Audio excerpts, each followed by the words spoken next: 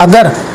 पानी बारिश का जमा करना है कुछ वजीफ़ों के लिए, जैसे जमा करते हैं बारिश के पानी के लिए, जैसे मियाँ बीवी के अंदर मोहब्बत के ताल्लुक़ से या फिर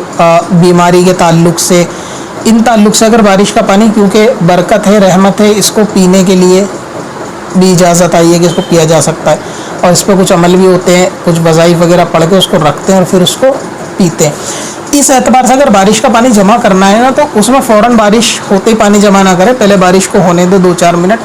अगर लगता है कि तेज़ होगी, देर तक होगी, तो होने दे, ताकि वो गर्द गुबार जो है वो चली जाए, यानी धुल जाए,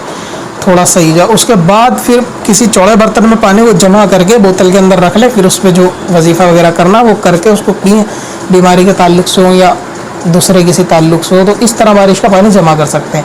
डायरेक्ट छत से आया हुआ पानी, किसी चीज़ से लग के आया हुआ पानी को पीने के एतबार से जमा ना करें, ज़्यादा बेहतर रहेगा। ख़राबी इसमें भी नहीं है, लेकिन ना करें तो अच्छा रहेगा। सीधा आसमान से गिरता हुआ पानी भर लें डायरेक्ट खुली छत के ऊपर, तो वो ज़्यादा सही रहेगा।